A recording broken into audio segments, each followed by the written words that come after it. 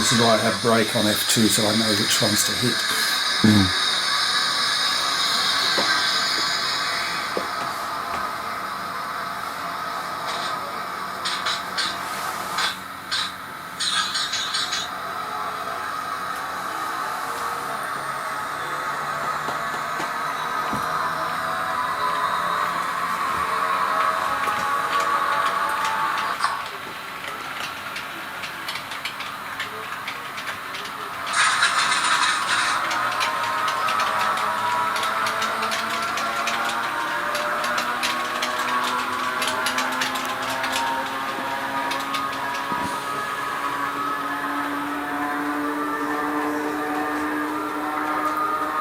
Do you have a certain sequence you normally run these trains in, or you just run them Whatever I feel like. Whatever you feel like on the day? So I'll try not to talk over your video.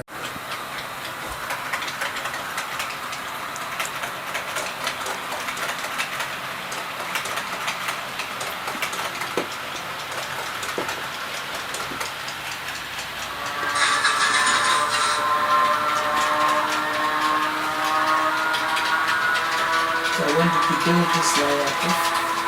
Started in 2010. Doug Newton actually did the framework, so which is why it would support a herd of elephants. It's really solid. He did some of the top surface on this side, but I did all of that side. And so because I'm not very good at carpentry, so Doug's framework is never going to come apart, fall apart. So I'm very happy with that. He didn't have to, he just did it as a nice gesture. But the landscaping, landscape is all mine. The wiring is a real rat's cradle under there. So.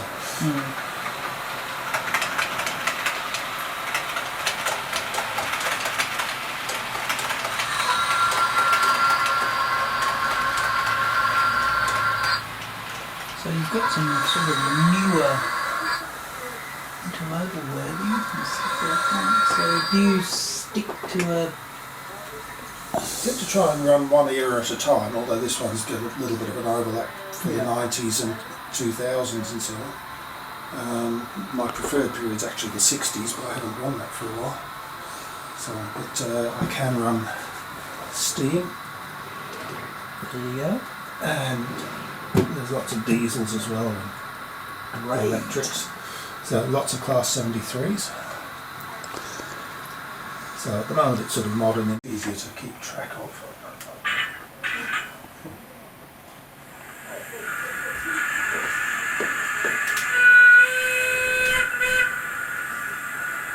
So you can sort of comfortably run this layout all...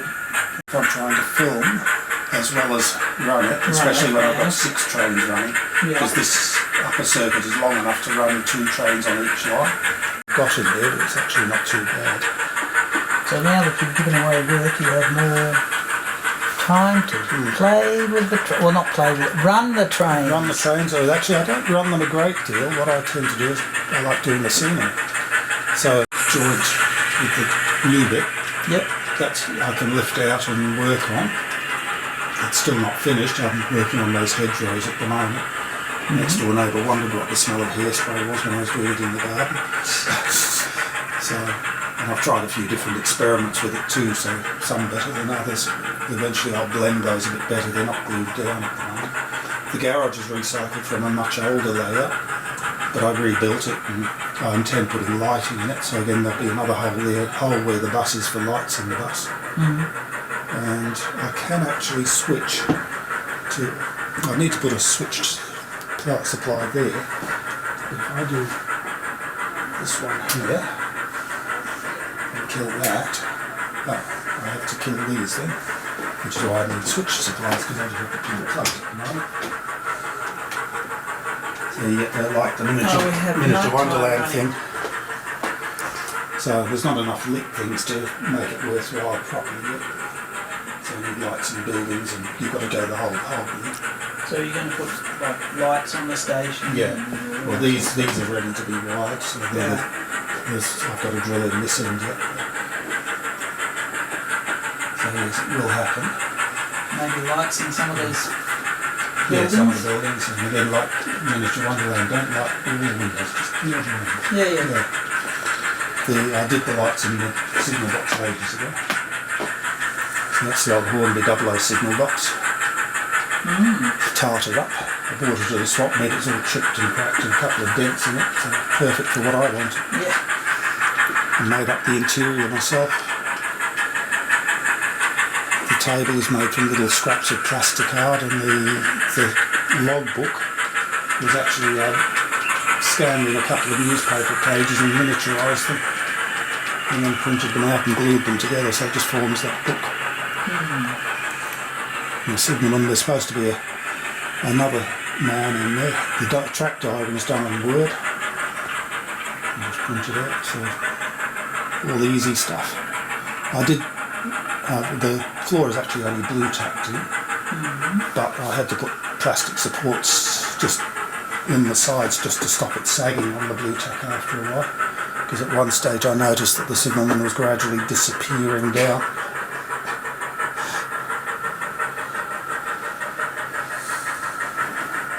Coming up. Oh, it's daybreaking. Yeah.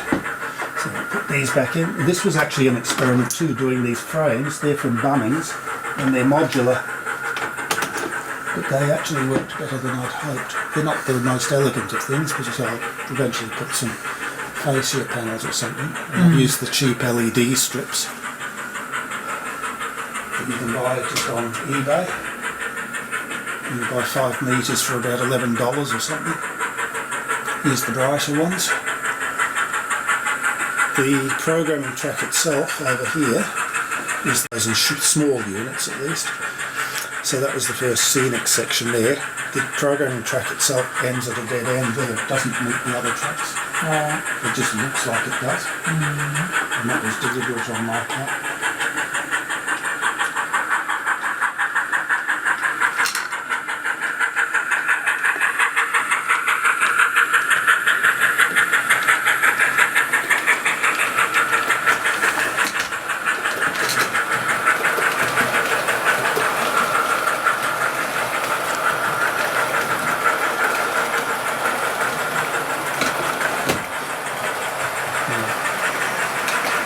I don't have to have 4 controllers for one for each track, but I find it's much easier to keep track of things if I do it. So if I swap tracks with the train, I go in reverse direction around the road. If I swap tracks, I just send the train to the other controller. So with that in mind, I put the numbers on.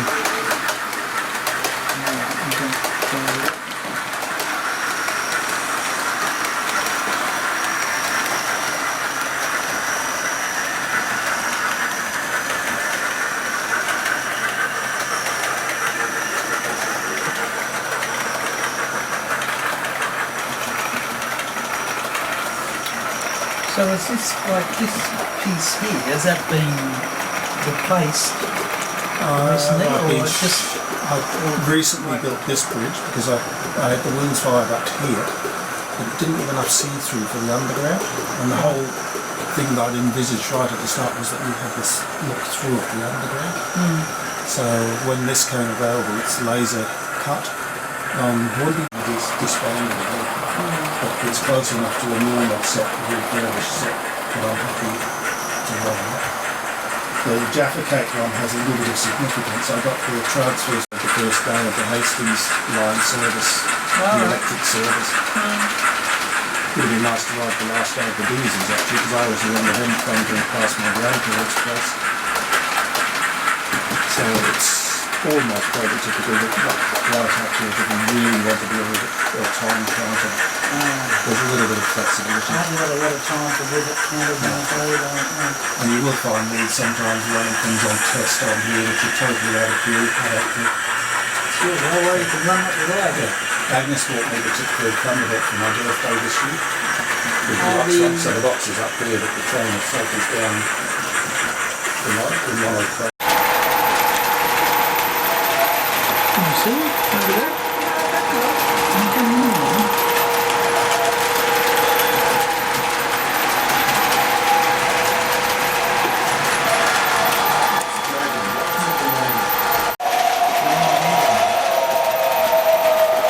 So which official station is this?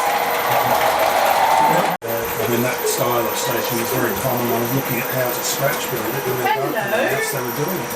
Pretty colours.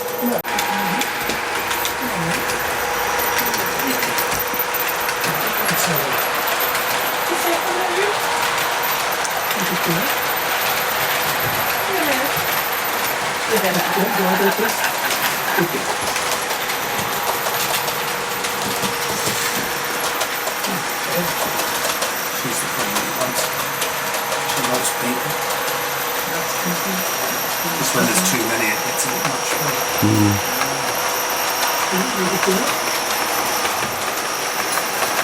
She always knows when I'm coming. She always knows when I'm coming to the train and wants to come. She rattles at the door and squeaks. Yes, I love you too.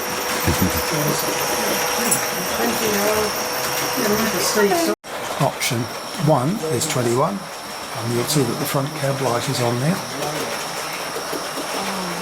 Turn it off again, option 1, and the light is off. So, and it's also the reason I stopped it, because on this particular case, if I turn it on and then start it moving, it'll switch off automatically anyway.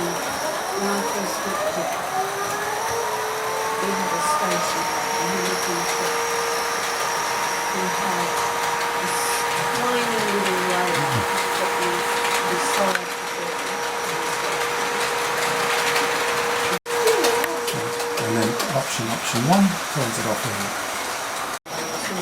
So option 2, back to daylight. So that's how you get to the higher ones, but yeah, select loco key, plug in, cab address. I'll leave that one as is. You should always make a friend when they're not really well. And he didn't really, but he doesn't have any family. Option key, there you go. No one's really taking care of him. So it's about the 4th press. Okay, so the 4th press. So 122 is the value you need to be able to do the higher functions.